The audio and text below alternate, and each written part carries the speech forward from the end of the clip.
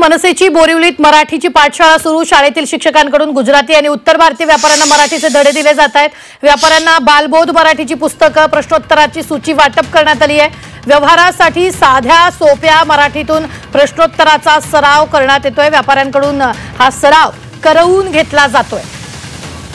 जसं गहू कसा किलो, घरपोच सेवा आहे का, या वस्तूची किंमत किती, अशी मराठी त्यांना शिकवली जाते।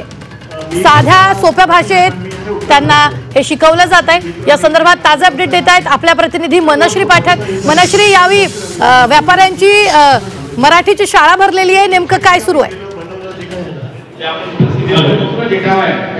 सध्या मी याच मराठीच्या शाळेत उपस्थित आहे आणि बोरिवलीतला हा मराठीचा आणि मनसेचा वर्ग भरलेला आपण बघतो। ही दृश्य तुम्ही बघताय, त्यांच्या वर्गामध्ये कदाचित आपल्यामुळे व्यत्यय येऊ शकतो, पण ही खूप महत्त्वाची दृश्य आहेत पूर्ण महाराष्ट्रासाठी की मराठीची ही जी पाठशाळा मनसेनं सुरू केलेली आहे। या मनसेच्या पाठशाळेमध्ये आता आपण बघतोय की काही फलकावरती काही प्रश्न सुद्धा आपण लिहिलेले बघतो आहोत की मराठीची पाठशाळा, मराठी माणूस आणि व्यापारी यांच्यातलं संभाषण कसं असावं, ही संभाषण कला मराठीतून कशी असावी हे शिकवलं जातंय। इतकंच नाही तर यांच्या हातामध्ये आपण काही मराठीची पुस्तकं सुद्धा बघतो आहोत। अगदी बालबोध मराठी जिथे आपण शिकलेलो होतो ते हे सचित्र बालमित्रचं पुस्तक आहे आणि यामधनं त्यांना मराठीचे धडे सुद्धा दिले जात आहेत। सोबतच त्यांच्याबरोबर एक हे असं पत्रक सुद्धा देण्यात आलेलं आहे जे इंग्रजीत छापण्यात आलेलं आहे की या पत्रकानुसार काही सोपे शब्द मराठीमधून कसे बोलले जातील। तर काही व्यापारी सध्या सोबत आहेत। मला सांगा की तुमचा वर्ग सुरू आहे, मात्र या वर्गामधनं आतापर्यंत काय काय शिकला आहात? येतं तुम्हाला मराठी चांगलं बोलता? मराठी थोडी थोडी होते, जास्ती तर नाही ना। जेवण केलं काय थोडे थोडे। पण मग कोणी ग्राहक आला तर त्यांच्याशी कसा संवाद साधता? मराठीमध्ये बोलतो, थोडं बोलतो। कसलं दुकान आहे तुमचं? माझी डिंपल फर्निचर।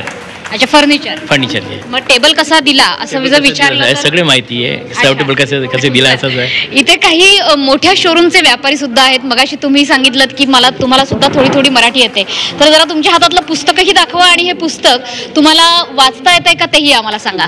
वाचता येते मला, तुम्हाला सांगतो मी। हे जसं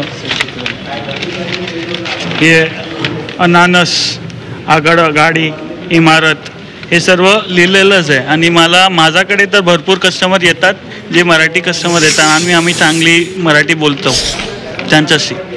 नक्की, तिकडे सुद्धा अनेक व्यापारी आहेत ज्यांना मराठी भाषेचा हा वर्ग या ठिकाणी यावंसं वाटलंय। सगळ्यात महत्त्वाचं, बोरिवलीमध्ये जे व्यापारी आहेत उत्तर भारतीय तर आहेतच, त्यासोबत गुजराती सुद्धा आहेत। मगाशी यांनी सुद्धा प्रतिक्रिया खूप बोलकी दिली होती। मला सांगा की तुम्हाला किती मराठी येतंय, कोणतं दुकान आहे तुमचं? मला मराठी चांगली येते आहे आणि आमची मेटलची दुकान आहे। 25-30 वर्ष झालं आम्हाला इकडे, तो आम्हाला मराठी येते आणि संपूर्ण माझे मराठी, हिंदी सर्व आहे। पण शाळा सोडून आता बरीच वर्ष झाली आहे, पुन्हा एकदा अशा शाळेत येताना कसं वाटतंय? बरे वाटते, चांगले वाटते। बरं वाटते। शिक्षक कडक नाहीत ना? लहान नाही, शिक्षण कडक नाही आहे। फर्स्ट डे आज।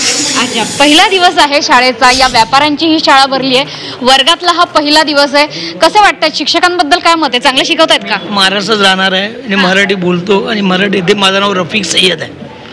मी महाराष्ट्रात राहणार आहे, पण मराठी बोलायला लागल आणि सगळ्याला मराठी समजते, कुणाला असं समजत नाही असं आहे नाही। पण फक्त कधी कोण लोक काय बोलतात की अरे मला येत नाही बोलता जा, ते चुकीचं आहे। बस, बाकी सगळ्यांना कळते, कुणाला कळत नाही असं नाही।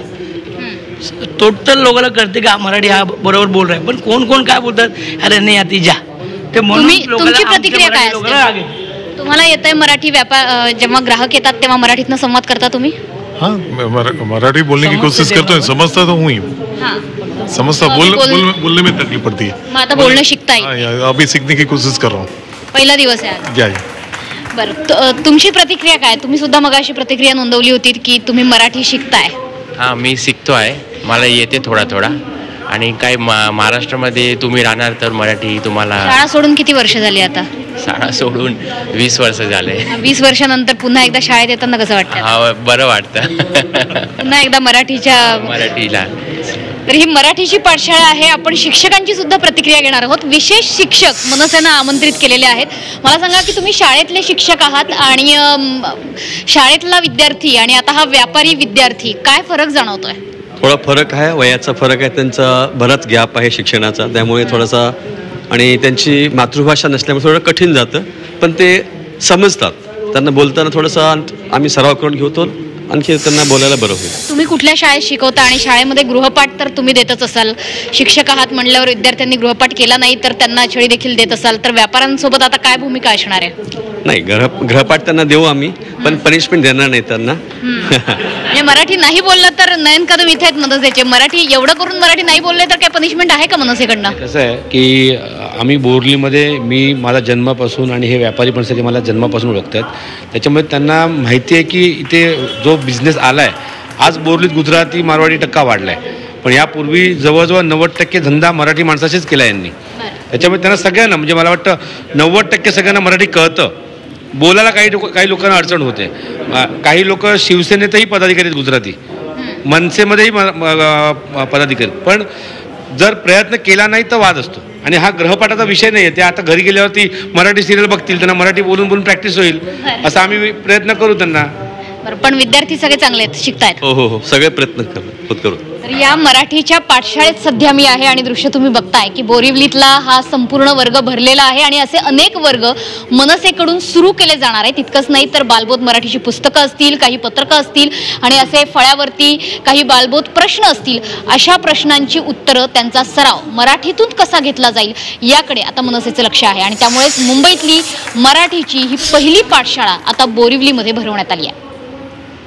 ताजं अपडेट देण्यासाठी सध्या आपण पाहतोय मराठीतून प्रश्नोत्तराचा सराव व्यापाऱ्यांकडून सध्या करवून घेतला जातोय.